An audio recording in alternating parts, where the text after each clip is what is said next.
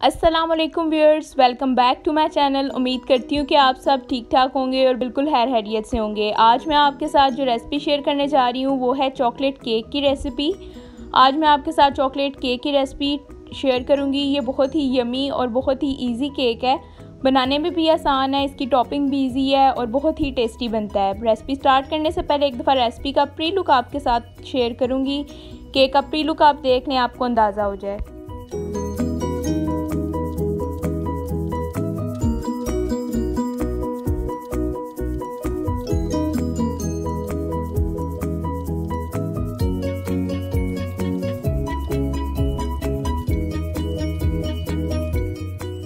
जैसा कि pre look आपने देख लिया, आपको अंदाज़ा हो गया कि कितना यमी और टेस्टी केक था। अब इसकी रेसिपी हम स्टार्ट करते हैं। चॉकलेट केक बनाने के लिए हमें सबसे पहले चाहिए होगा 1/4 कप ऑयल ले लिया। ये सिंपल कुकिंग ऑयल लिया। आप जो भी ऑयल यूज़ करते हैं वो प्रेफरेबल आप यूज़ कर सकते हैं। इसके बाद 1 कप शुगर ली मैंने, ठीक है। Same cup measuring cup same था मेरा।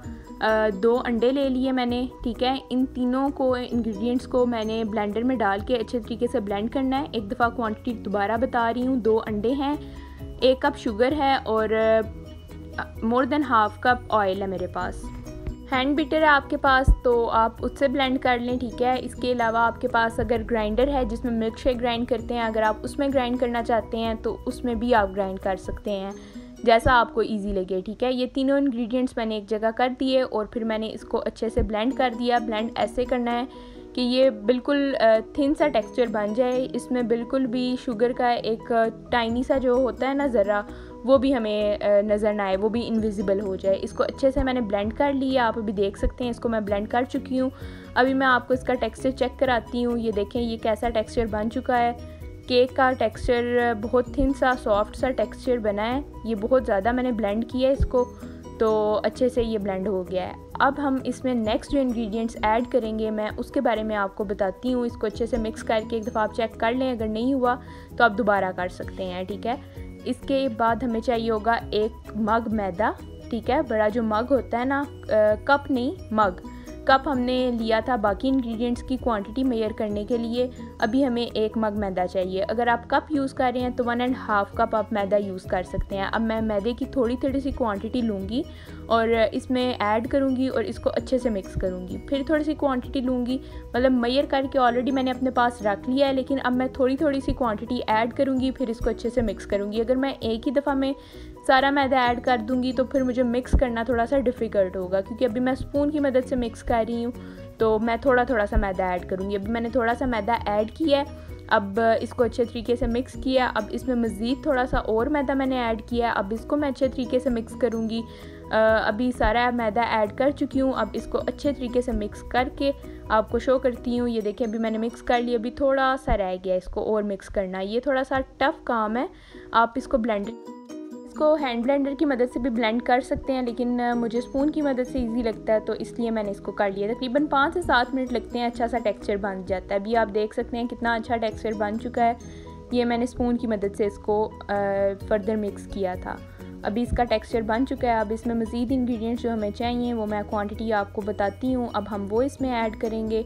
टेक्सचर अभी आप देख सकते हैं, आपका भी इतना ही थिक टेक्सचर बनना चाहिए। अगर आप क्वांटिटी सेम यूज़ करेंगे तो इंशाल्लाह सेम ऐसा ही बनेगा।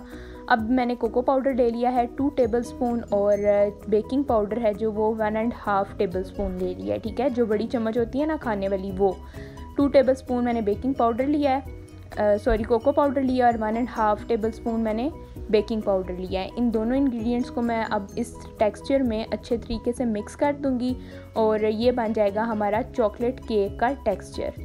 अच्छे से आपने मिक्स करना है। इसको स्पून की मदद से मिक्स करेंगे तो ज़्यादा बेटर रहेगा। अगर आप इसको ब्लेंडर की मदद से करेंगे मिक्स तो वो थोड़ा डस्ट आउट होने का खतरा है, तो आप कोशिश करें कि इसको स्पून की मदद से ही मिक्स करें। अभी आप देख सकते हैं मैंने कितना अच्छा मिक्स कर लिया है। इसका टेक्सचर और ज़्यादा थिक हो गया है क्योंकि थोड़ा सा और पाउडर बीच में ऐड किया है, जब इसका टेक्सचर मज़ीद और थिक हो गया। अभी आप देख सकते हैं ये बहुत थिक सा टेक्सचर बन गया। अब इसको हम कंटेनर में पोर कर देंगे और सेटल होने के लिए रख देंगे। हार्ट शेप मैंने कंटेनर ले लिया है। इसमें एलुमिनियम फॉयल मैंने नीचे सेट कर दिया। आपके पास अगर बटर पेपर है तो आप वो भी कर सकते हैं। मुझे एलुमिनियम फॉयल का ज़्यादा अच्छा लगता है تو میں نے ایلومینیم فوائل تھوڑی سی سیٹ کر دی اور پھر میں نے اس میں جو چاکلیٹ والا ٹیکسچر تھا اس کو میں پور کر دوں گی. ابھی آپ دیکھ سکتے ہیں اس کو پور ہونے کے بعد سیٹل ہونے کے لیے تقریباً 25 منٹس کے لیے میں رکھوں گی تاکہ یہ اس کنٹینر میں اچھے سے ٹیکسچر جو ہے وہ سیٹل ہو جائے. اتنے میں آپ اپنا جو اوون ہے کوکنگ اوون اس کو آن کر دیں, اس کو پری ہیٹ کر لیں 20 منٹس کے لیے. میں نے 20 منٹس کے لیے پری ہیٹ کر لیا اور پھر کیک جب رکھا بیک ہونے کے لیے تو تقریباً 10 سے 15 منٹ کے لیے میں نے کیک کو بیک کیا ہے. کیک بیک ہو چکا ہے. اب میں دوسرے سائڈ پہ ابھی آپ دیکھ سکتے ہیں میں دوسری سائڈ پہ ٹاپنگ کے انگریڈینٹس آپ کو شو کر چکی ہوں.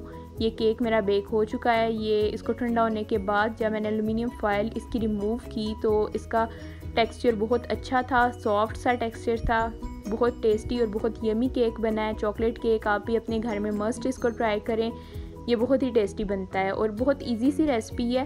تقریباً آپ کے پاس اگر انگریڈینٹ سارے موجود ہوں گے تو 1.5 آور میں آپ اس کو بنا سکتے ہیں اپنے گھر میں. ٹھیک ہے, اب ہم ٹاپنگ کے انگریڈینٹس کی طرف آتے ہیں. ہمیں ٹاپنگ کے لیے چاہیے تھا 1 کپ دودھ اور ڈارک چاکلیٹ. ٹھیک ہے, وہ میں نے اپنے پاس رکھ لی تھی, اس کو اچھے سے پکا لیا ہے میں نے لو فلیم پہ. ابھی اس کا ٹیکسچر آپ دیکھ سکتے ہیں کتنا تھک سا بن چکا ہے. اب میں اس کو ٹاپنگ کے لیے یوز کروں گی, اپنے کیک کے اوپر اس کو سپریڈ کر دوں گی. ٹھیک ہے, ڈارک چاکلیٹ اور دودھ ان دونوں کو میں نے لو فلیم پہ پکا لیا. اگر کوکو پاؤڈر آپ کو چاہیے تو تھوڑا سا آپ کوکو پاؤڈر بھی ایڈ کر سکتے ہیں.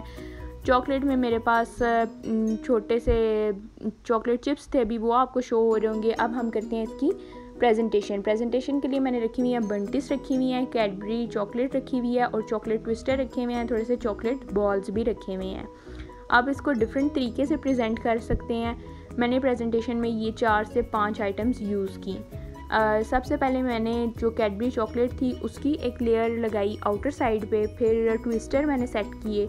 آپ میری ڈیکوریشن کو سیم ایز اٹ از کر سکتے ہیں. اب فائنل پریزنٹیشن میں آپ کو دکھاتی ہوں. جو بنٹس تھی میرے پاس ان کو میں نے سپریڈ کیا, چاکلیٹ بالز تھے ان کو میں نے سپریڈ کیا. یہ کیک بہت ہی یمی اور بہت جوسی بنا تھا, بہت ٹیسٹی بنا. آپ بھی اپنے گھر میں سیم انگریڈینٹ سے ٹرائی کریں گے تو انشاءاللہ سیم ایز اٹ از آپ کا کیک بھی ایسا ہی بنے گا. یہ تھی ہماری آج کی ریسیپی, چاکلیٹ کیک کی ریسپی. اگر میری آج کی ریسپی آپ کو اچھی لگی ہے تو آپ میرے چینل کو سبسکرائب کریں, میری ویڈیو کو لائک کریں اور بیل آئیکن کو آن کر دیں تاکہ نیکسٹ آنے والی ویڈیو سب سے پہلے آپ دیکھ سکیں. اپنے فرینڈس کے ساتھ بھی میرا چینل شیئر کریں اور ان کو بھی سبسکرائب کرنے کا بولیں. Thanks for watching. Next video میں آپ کے ساتھ انشاءاللہ ملاقات ہوگی. تب تک کے لیے اتنا ہی. اپنا خیال رکھیے گا. اللہ حافظ.